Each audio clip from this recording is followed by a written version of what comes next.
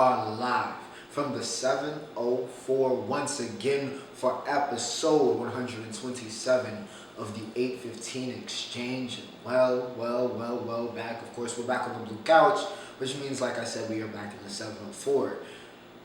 It's also the first day of class, or my last first day of class, which, mixed feelings, bittersweet, somewhat, wow, finally made it. Somewhat, wow, my adolescence is disappearing from me rapidly. But nonetheless, we are here, episode 127. This is going to be a lot of football. So if you're here for football, this is a great episode for you. It's NFL, college football.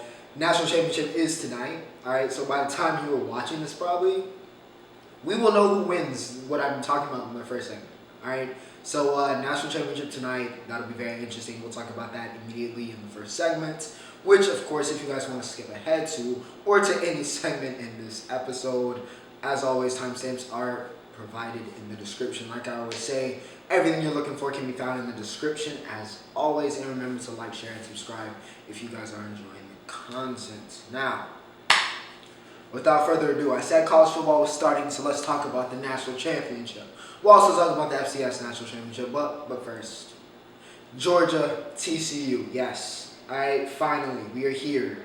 Okay? Not a lot of people saw Georgia being here. Not as many people saw TCU being here. But you know what? They are here. They upset Michigan. It was a massive win. We talked about it last week. Alright, very impressive win. They are here. They deserve to be here. In terms of this game, contrary to what I said about, it's kind of the same in a way, actually, I dare say.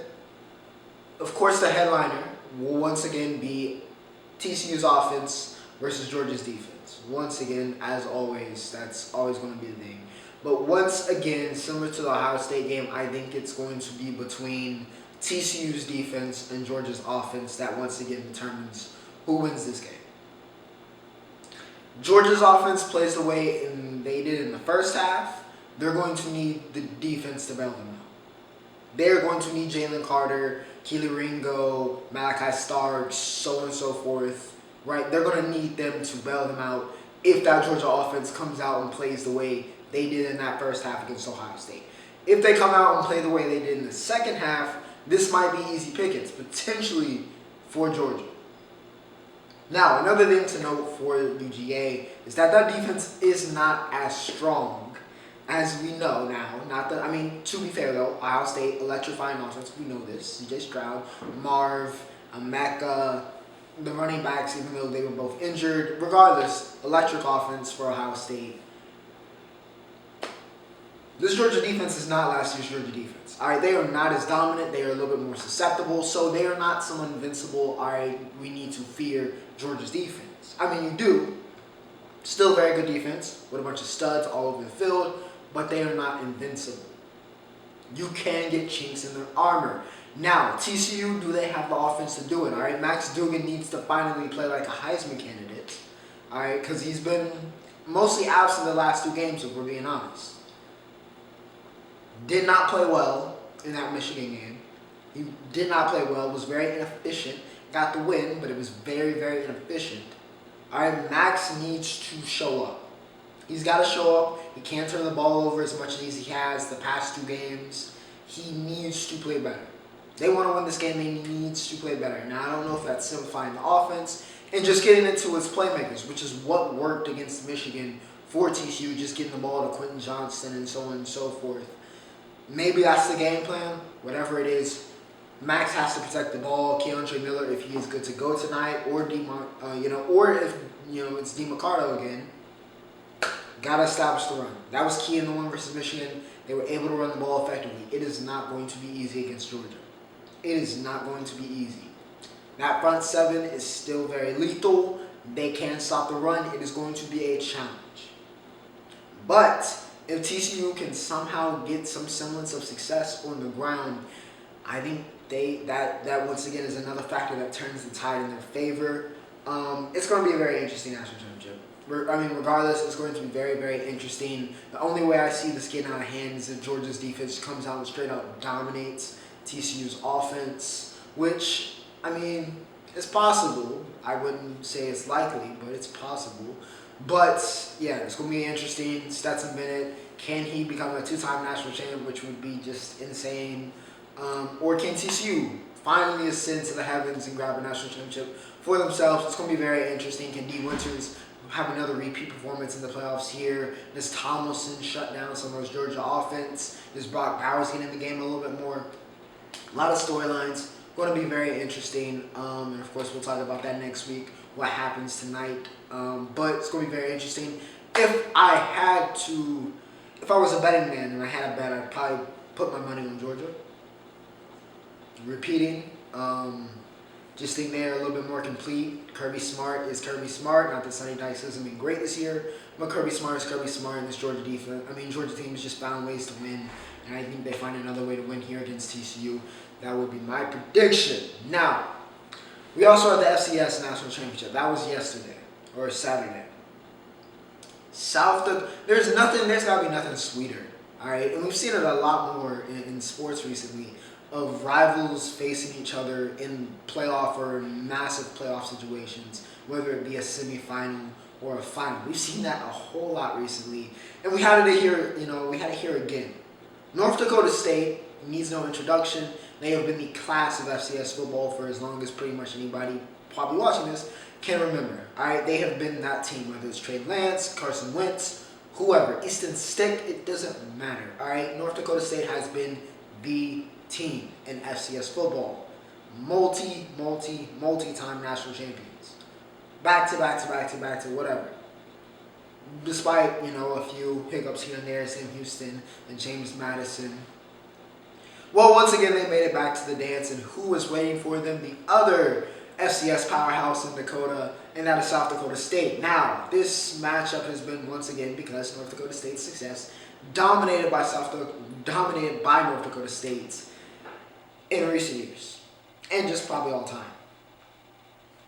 But on this day, in the national championship, South Dakota State chose the perfect time to get the revenge. They get the win 45-21. Gronowski, 280, 4 touchdowns. Massive game for him. The quarterback from South Dakota State showing up big time when it matters. 4 touchdowns, 280, like I said. Just help put the game away, help put the game out of reach for North Dakota State. Jax Janke had 3 receptions and 60 yards with 2 touchdowns. Cam Miller. He's the new quarterback at North Dakota State. Much better on the ground than I would say he is through the air. And South Dakota State did a great job of forcing him to have to use his arm and not beating him with his legs. Man had 15 touchdowns going into the game. On the ground, he stayed at 15. All right, they did a great job on Miller and did a great job on that North Dakota State offense. NDSU just couldn't get anything going. Cam Miller threw 2 picks. And yeah, just, shut down their avenue of offense. And once that forced him to try to make the plays through the air, he couldn't make them. The defense couldn't stop you offensively. Gronowski playing the game of his life. Success for the Jackrabbits, and South Dakota State takes out their chieftain rival and becomes national championship. So congrats to you SDSU fans. But yeah, they win the national championship, FBS national championship tonight. We'll see what happens. That was college football. Now, we're going to go to the National Basketball League. All right, National Basketball League. No, the National Basketball Association. Excuse me. I apologize. Because we have something to talk about. Now, last Monday was, of course, DeMar Hamlin. And reasonably so, we had those events. And just kind of that situation. But also on that day, just kind of with the Hamlin situation going on, just kind of swept pretty much under the rug for what it should have been. Donovan Mitchell scored 71. Yeah, Spida scored 71 against the Bulls. He had 71, 8, and 11. I think he went like 22 for 35 or something like that from the field. Or I think it may have been more efficient than that. Only 7 threes. I mean, it was just an insane performance from Spida. 70 points. I had a friend text me, Andrew. He was like, I feel like 80 might be, I feel like we might see 80 again one day. And I'm like, yeah. The pace of play is just so high right now. And we're seeing, I feel like it's a lot more 40 and 50 point games than we've seen in the past. and just kind of the way scoring has evolved and rules have evolved, I feel like 80 is definitely not out of reach. But yeah, Spida goes nuclear versus the Bulls. Dropped 71. That's the high scoring game this year. Also broke the Cavs record, and of course that is also Spida's career record. But yeah, just insane game. That Cavs team is very, very dangerous one to watch. As we start to turn the year and start getting closer to talking about the playoffs. Definitely want to watch Spida 71. Lauri Markkanen is going to be an all-star this year for the Utah Jazz. He has taken that jump. The man is averaging 24 and 8 for the year, and the man had 49 versus the Rockets. Now, to be fair, the Houston Rockets are possibly the worst team in the National Basketball Association. They are not a good team. All right, they are a very young team, but they are also not a very good team. And it feels like everybody has a career high, or somebody has a career high in something, usually points, against the Houston Rockets. They're just not a good team. All right, they're not a good team. I don't know if Silas is going to make it throughout the year or if he's going to make it past this year, okay, to be completely honest. But Lauri Markkanen, he was unstoppable, all right? Markkanen's been fantastic. He had a great week. He was dominant, 49 against the Rockets. He's just better. He's taking that jump. He was a 5-star prospect coming out of Finland, by the way, for those that do not know. Before he went to Arizona, there was a lot of potential. A lot of people, were excited about his upside. Didn't completely fulfill that at Arizona. Didn't completely fulfill that at the Bulls, but it seems like the Jazz is the right location for him. He's just taking a step. He's been playing a lot better, really, since that FIBA tournament. And yeah, looking really good. Should be an all-star this year. 49 points, his season high. LeBron also doing LeBron things this past week. I don't really need to chronicle it. He's been on fire. Also, Bronny has been hooping. He's just been hooping. East Bay in-game is crazy. And then against arguably, the top guard in the country, and Isaiah Collier, he leads them. Sierra came in back and gets the win versus Wheeler. Drops 22. I don't know how USC hasn't hired him, even though I was at USC, or USC hasn't offered him. But nonetheless, the James family up good. Lauri Markkanen up good. Spida up good. Now, entertainment. We are breezing by this episode. This is, by the way, not going to be a very long episode. All right? Be completely honest, it's not going to be a very long episode. I didn't have too much. It wasn't a lot to talk about this week, all right? Nothing too crazy. So, hey. Entertainment. It's going to be very short. There was nothing in music this week. There was nothing in movies this week. All right? So, we will talk about what I've been watching, because really even my TV shows I usually watch that come on weekly, there's nothing really going on. I have been watching Singles Inferno. Jin Young is the main character.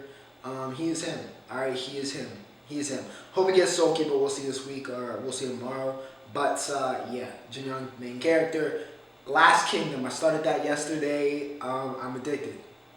I am addicted. And that is a problem for the next show I'm about to talk about, but I am addicted. Yeah, I'm enthralled. But then again, I've been playing a lot of Crusader Kings 2 in my free time, so I'm just kind of in that whole medieval, Middle Ages type feel, I'm kind of feeling that right now. So yeah, very interesting start. I think I'm on episode 4 or 5. But yeah, very good so far. Last Kingdom. Entourage. Alright, I'm almost done. It has taken a little bit of a dip. I can see, that's the thing about watching some of the old TV shows that are completed. You can kind of see where the quality takes a dip. And I kind of feel like season 7, it's like when Vince lost his hair. It's just not there anymore. Season 6, it was cool. The vibes were back, right? But season 7, it's not hitting the same. It's not hitting the same. It's just kind of off. I don't think I'm gonna watch the movie either. But yeah, we were pretty close to finishing Entourage. Got the rest of season 7. I think the last 4 episodes, and then season 8. And yeah, but overall, still, I understand why it's a legendary series, but definitely can see why the quality is taking a little bit of a dip as I get closer and closer to the end. But it is cool to see all the cameos and just kind of see these old celebrities, or these celebrities now in their old versions, or actors who became more famous after the show playing these characters. It was just kind of cool. But yeah, Entourage, you're looking for something to watch, highly recommend it. Something fun, but some of the material a little bit outdated, especially with Ari, even though he's still a great character. Start off on Saturday, all right, of course, 1 week after the Fantasy Championship. Thank you again. All right. Saturday, Kansas City taking on Vegas, of course. Besides KC, I think, trying to wrap up the first seed. Pretty low stakes game for them. And it was so low stakes, in fact, that they literally did. They ran around. Is that what is that? It's like what's the name of the children's game in which you do that? Ring around the rosy. They play Ring Around the Rosie, right? Ran in a circle for a play. Ended up getting called back though. Ran around in a circle, got in position, handoff, toss over to Pat. Pat tosses it back over to McKinnon or to Kadarius Toney. Kadarius Toney runs it in. It was the most disrespectful play I've ever seen. It was just completely disrespectful. They had no respect for the Raiders. Not that the Raiders have really earned respect this year, but the Chiefs had absolutely no respect for the Raiders. It was comical. Mahomes goes 202 and 1 touchdown. He broke the total yardage record for the NFL in a season. He also finishes with 45 touchdowns. Patrick Mahomes is probably your 2022-2023 MVP.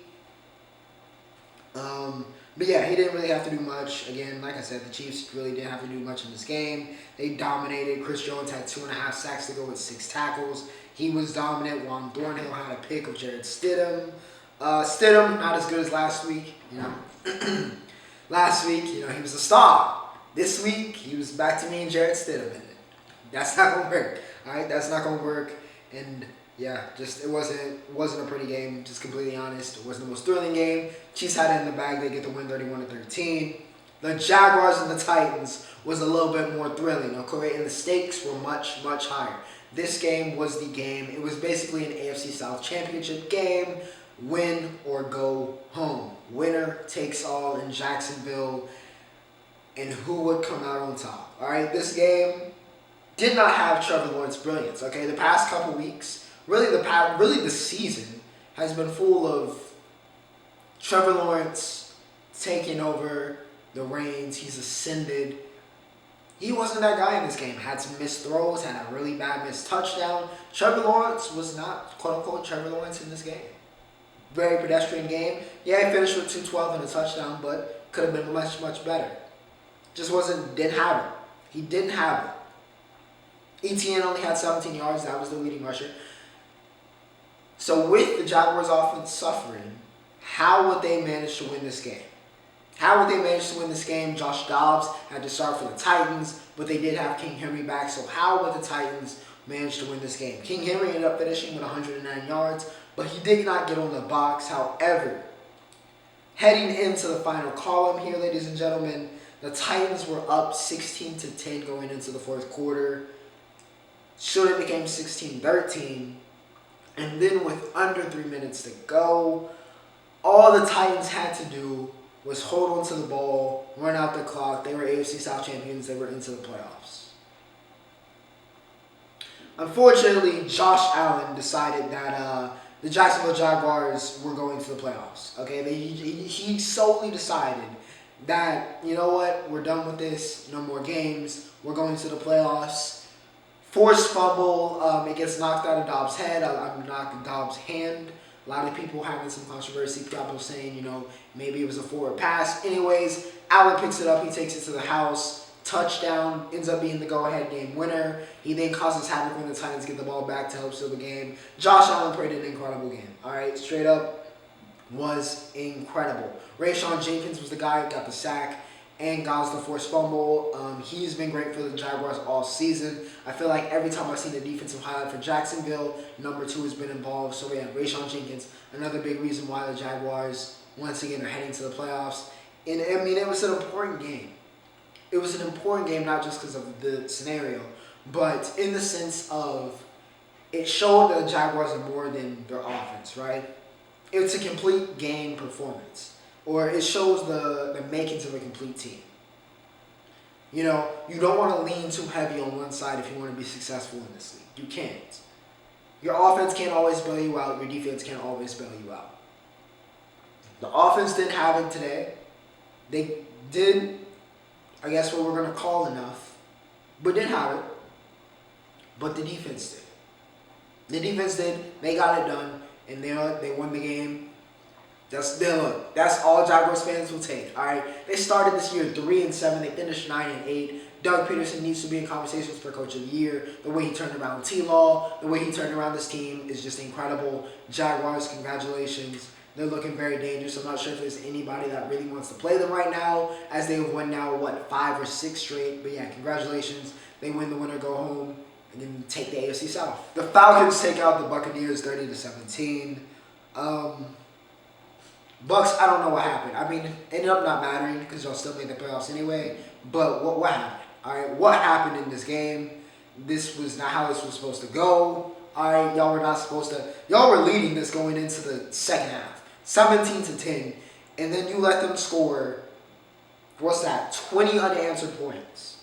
20.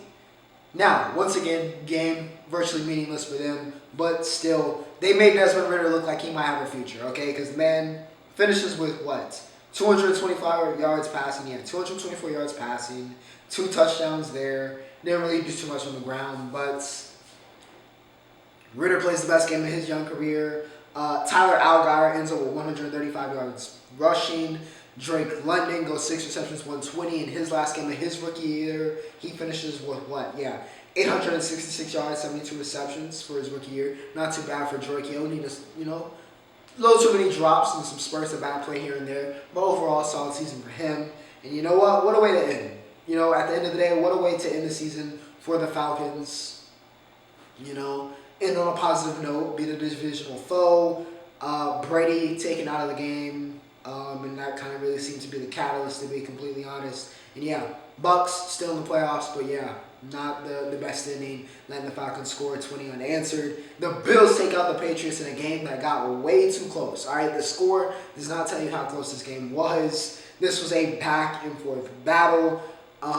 Even after Stephon Diggs with 49 yards from Josh Allen to make it 35-23, this game was very, very close. Mac Jones. Last week we had the good Mac Jones special. This week we had the best and the worst of Mac Jones. He decided to do one of those, all right? So we had him, going 243. The man's not going to go for 300 yards. So, 243, that's, we're near hitting the cap for Mac Jones in terms of passing yards. He threw 3 touchdowns, had the hat trick. He got the hat trick. The only problem is he also had a hat trick in interceptions.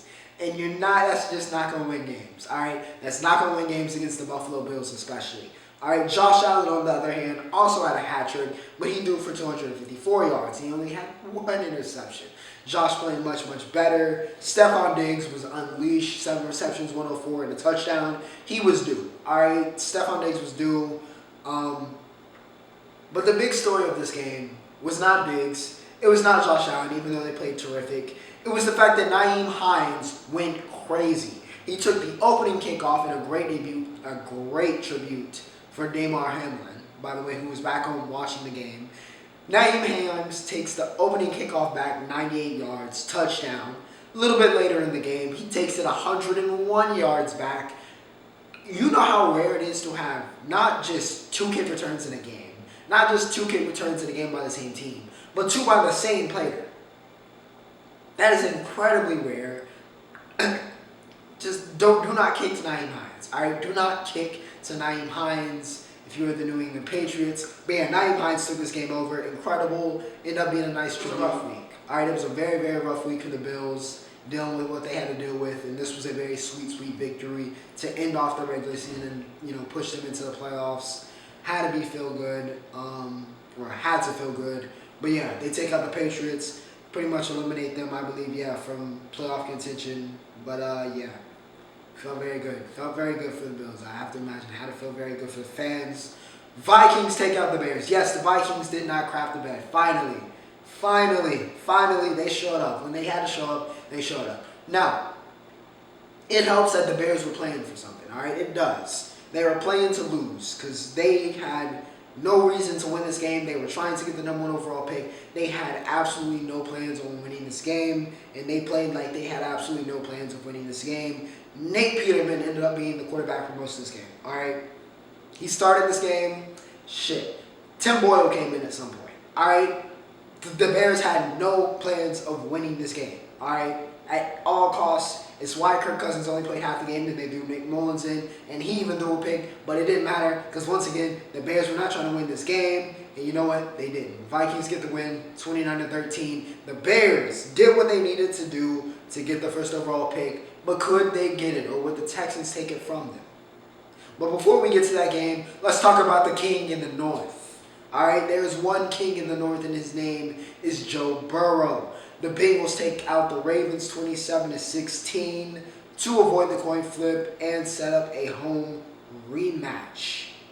Yes, the Bengals get it done. They get it done. Joe Burrow goes 215 and a touchdown. Jamar Chase, he's been great since coming back. 8 receptions, 86 yards and a touchdown for Chase.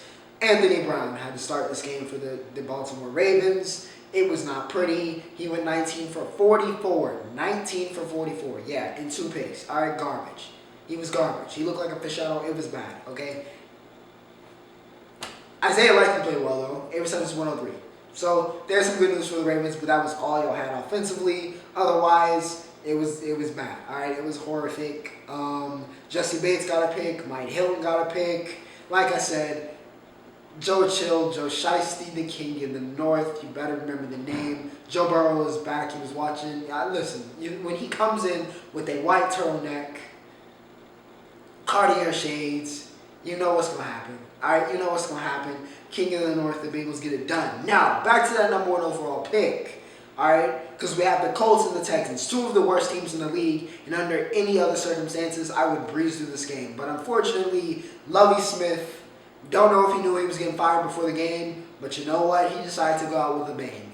The Houston Texans had absolutely no reason to win this game. Absolutely no reason to win this game. None.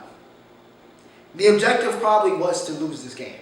Unfortunately, the Houston Texans players don't care about none of that. The Houston Texans coaches do not care about none of that. They don't care about the number 1 overall pick, and they said, we're going to try to win this game. So despite the fact that the Colts gave them multiple opportunities to just lay down, they did not lay down. Lovie Smith did not lay down.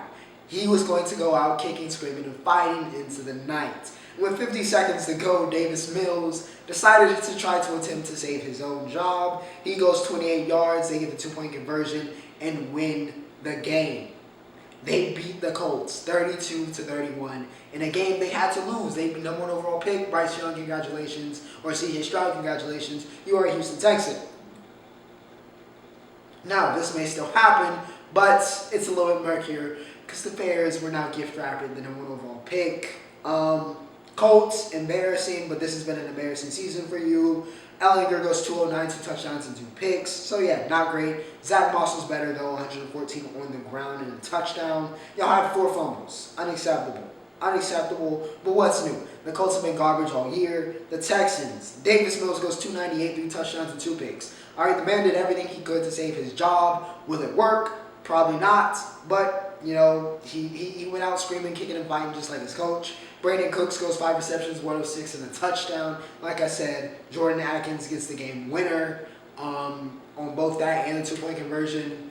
Lovie Smith gets fired after this game, presumably for winning. I know a lot of people are up in arms because, you know, it's not a good look firing 2 black head coaches and off of 1 year back-to-back because they didn't really get a chance to build anything. And the team wasn't great as is. The roster just wasn't that talented, let's be honest. We thought the Texans were going to be in the cellar regardless of who the head coach was. Now, with that said, I mean, you know, you always play to win the game, and the players are always going to play to win. But you know what? Lovie goes down as the sleeper agent of the year. All right, an early contender for sleeper agent of the year. He goes down as a Bears legend. All right, you know. Sure, his legacy in the Texans might be hampered, might be bad, but you know what? He is a legend in Chicago. He will eat there free for the rest of his life. He was already close to. Now he's definitely a legend. They might just build a statue outside of Soldier Field for Lovie Smith after this, because it's just absolutely remarkable turn of events. The Texans somehow win a game similar to the Jets. All right, you know, and let's just hope that this doesn't work out for y'all the same way it worked out for the Jets, because yeah, it's just not great. It's just not been fun being a Jets fan this past like 2 months. All right, it's just not been fun. It's not been fun ever since Breece Hall got hurt. It just has not been fun to be a Jets fan.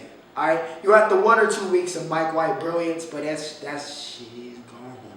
It is gone. The Dolphins win the ugliest game of the year, 11-6. Yeah. Jason Sanders hit a 50-yarder with 18 seconds to go. This game was garbage. All right, Skylar Thompson and Joe Flacco were the quarterbacks. There is nothing good I can say about this game. But congratulations to Miami for making the playoffs. Once again, this was just a garbage, god-awful game. The defenses played great. Tyreek Hill was hurt, but he got locked up by Sauce Gardner. So more positives for the Jets defense. But just terrible. No good. Horrible, bad ending to the season for the New York Jets. Just straight pain for the last 8 weeks. It's just been bad. I'm so sorry. It started off so promising and it went to, oh my gosh. It just went so poorly. Dolphins win a ugly game to advance. Another god-awful, horrific game between two really not that great teams. Featured the Carolina Panthers and the New Orleans Saints. Now with the Bucks getting it done, this game was rendered irrelevant, and once again, there was 3 total scoring plays in this game. Eddie Pinero hit a game winner. It was not entertaining. It was not a good game. All right, it was just not a good game. Darnold went 5 for 15. He threw 2 picks. Andy Dalton played a little bit better, 171 and a touchdown. AK-41 had over 100 yards. But this was another god-awful ugly game because even with Darnold playing that bad, the Carolina Panthers still won this game 10-7. Congrats, congrats to the Panthers, but just god-awful ugly game. Great game for the defenses, though. The Steelers take out the Browns 28-14. You know what? Again, not the most thrilling game, as once again, other games rendered this game pretty much irrelevant. But you know what? We'll talk about it for the Steelers, all right? I know there's a ton of y'all, as I know, because, y'all pack out Bank of America Stadium. But Kenny Pickett, ended the season on a relatively good note, I will say. Won a perfect game, but you know what? 195 and a touchdown, you'll take it. George Pickens was playing out of his mind. Now, he only finished with 3 receptions, 72 yards, and a touchdown. And you're like, Chris, that's not that crazy of a stat line. But some of the catches that did not count in this game that he had, and the 3 catches that he did have, generational body control for a receiver. All right, he's a special talent, and it's the Steelers. They develop receivers like it's candy. All right, so with the Steelers, I have a lot of faith in him. A lot of faith that he becomes a star receiver, and he could be the guy that Pickett needs. It's that number 1 guy. It seems like they have pretty good chemistry, and it was in full effect in this game. Deshaun Watson those 2 picks along with 2 touchdowns, which, for every Deshaun Watson hater, they rejoiced in this game. Nick Chubb didn't go over 100 yards. I think he did, in fact, pass that 1,500-yard mark, becoming the only Browns running back besides Jim Brown to do that. So congrats to Chubb. But, Steelers get it done. George Pickens playing out of his mind. That defense, once again, shows up big time. Let me see if I can get some of those statistics. Because I saw the boy Alex Highsmith in the background. Alex finishes with 2.5 sacks in this game. 2 TFLs, 8 tackles. I want to get his last. 14.5 sacks for Alex. You'd love to see it. You'd love to see it. 14.5 sacks for Alex for the season. Cam Hayward also had 2 sacks. They sacked Deshaun Watson 7 times. Steelers defense shows up. Classic Steelers performance. They get it done. Broncos take out the Chargers 31-28. Chargers didn't have anything to play for in this one, but you know what? The Broncos did. The Broncos had to play for pride, okay? They needed to get their pride back, and you know what? They did in this game. They fought, they battled, and they won this game. Once again, the Chargers did not need to play their starters. They did nonetheless. Herbert goes 273 and 2 touchdowns, but it wasn't enough. Keenan Allen goes 8 receptions, 102, 2 touchdowns, but it was not enough. Mike Williams got injured and had to leave this game. So once again, another effect of why sometimes you don't play your starters in some of these meaningless games, but the Chargers put everything they did, and they took that L. Russell Wilson gets 283 and 3 touchdowns. He's looked a lot better since Nathaniel. Maybe Nathaniel Hackett was the problem. Maybe Russ is not as washed as we thought, and Nathaniel Hackett is the problem. Maybe that was it. We'll see what happens next season. Latavius Murray winds back the clock. He goes 103 and a touchdown. And like I said, Russ played a lot better. Murray had it going on the ground. The Broncos have just been a better team without Nathaniel Hackett. And that might be saying things. We might have another Jaguar situation on our hands. But congrats to the Broncos for finishing the season strong. The Eagles get the number 1 seed and win the NFC East. Or should I say the NFC Beast with the way it was this year, 22-16. They dominated this game. The Giants tried to make a little comeback at the end, but they simply ran out of time. Davis Webb played do 40 passes in this game with Daniel Jones out, 168 and a touchdown for him. Gary Brightwell was the leading running back. So just none of the usual suspects for the Giants. And it showed. It showed in the first half of this game. But in the second half, especially in that fourth quarter, they started showing up. Maybe you can say the Eagles, let off the gas a little bit. But nonetheless, they got it done. Jalen Hurts did not play a great game. 229, he threw a pick. Boston Scott was the leading rusher with 54 yards. They ran for 135 as a team, though. Not the prettiest game, defensive battle, but once again, the Eagles knew what they had to do. They went out, they got the win. They win the NFC East and get the #1 seed. The San Francisco 49ers are still on a tear. They have won the 10th in a row. This was also J.J. Watt's final game. So, congrats to J.J. on a legendary career. One of the greatest defensive players of all time. One of the greatest defensive linemen of all time. We will be seeing you in Canton very, very soon. But it was not the dream ending, as Brock Purdy once again has been looking like he might be the answer. All right, Trey Lance might become trade bait if this keeps up. 15 for 20, 178 for 3 touchdowns for Brock Purdy. Elijah Mitchell had 2 touchdowns on the ground. George Kittle had 2 touchdowns receiving.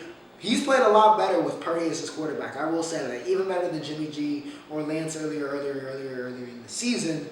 When Purdy was there, we've started seeing Kittle play like the Kittle, we've come to expect over the years. So, another feather you can put into Purdy's hat. He was a star. He looked like the franchise quarterback potentially in this game. Nick Bosa had a sack to, win him the sack title with 18 and a half sacks on the season for baby Bosa. Cardinals, J.J. Watt, by the way, got a sack in this game. So for those keeping up and just wanted to see J.J. in on a good note, he got 2 sacks in this final game. So fitting way. Unfortunately, they took that L. David Blow threw 2 picks. 49ers win. They are streaking. They have to be the hottest team in the league right now heading into the playoffs. The Seahawks and the Rams took it to OT, but the Seahawks were able to get it done with 4 minutes and 34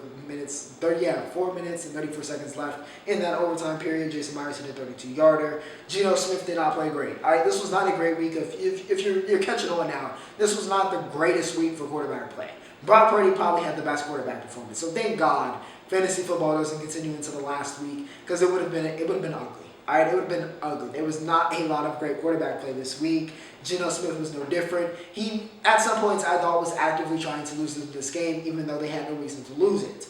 But Baker Mayfield, once again, has come back down to earth.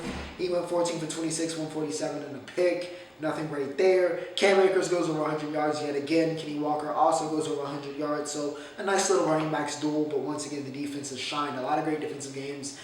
You can say somewhat because of who had to play in some of these games, but you know what? The defense also just played well. A lot of good pass rushes, a lot of good sack numbers this week, and a lot of turnovers. I will also say Jalen Ramsey had 2 picks. Looked like Jalen Ramsey of old, but it just wasn't enough. That offense just couldn't capitalize on anything to save their life.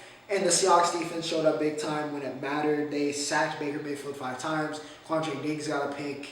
Yeah, and that ended up changing the game. Seahawks get the win, 19-16. Commanders take out the Cowboys. No surprise. All right, no surprise. You know this. We know the routine. All right, every time the Cowboys give you a little bit of hope, they got to bring you down.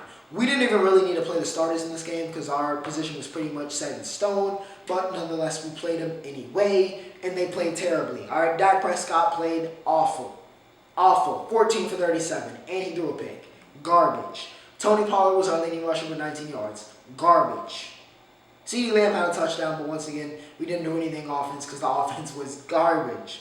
All right, Sam Howell won a game against us. He didn't even play great, but Sam Howell won a game against us. I have nothing good to say. Joey Sly, player of the game, I guess, by default. He had 2 field goals to, really put the game away, even though it was already 20-6 going into that. So, just nightmare. Just a nightmare of a game. Couldn't run the ball. Dak played like garbage. There were turnovers. Just luckily nobody got hurt because it was just a terrible, terrible game against our chieftain rival. It's just, it's a terrible way to end the season. It's a sour note to end the season on. But, we go into the playoffs. We'll see what happens. I don't really think we're going to do anything because, once again, it's the playoffs. We're the Dallas Cowboys, and this team doesn't really seem too impressive in big moments. But nonetheless, maybe it's because, this was the letdown so we can play well in the playoffs. I don't know. Commanders get the win. Congratulations to y'all. Lions take out the Packers. Aaron Rodgers is done. All right? A-Rod might be done. All right, okay? He might be done. We might have seen the last of Aaron Rodgers. He egoed J-Lo for the jersey because he said he needs to keep it. Him and Randall Cobb had the movie-ass kind of walk out through the tunnel. It might be over. It might be over. I'm sorry, Packers fans. It might be over. You better hope Jordan Love is him. Well, you better draft somebody, but you better hope that Jordan Love is him. Since you want to bet on him, you better hope he's him because I think Aaron Rodgers might be finished. I can still see him coming back, but he's not the same quarterback. I think that's pretty evident throughout the year. He's just not the same Aaron Rodgers we are accustomed to. And you know what? Seems like Father Time caught up to him. And yeah, this was a game. You just win. You make the playoffs, and they couldn't get it done. Couldn't get it done. Lions beat him on the road. Got outplayed by Jared Goff. Yeah, just finished. A-Rod is finished. That's the only thing I can say. Nothing good I can say about his performance in this game.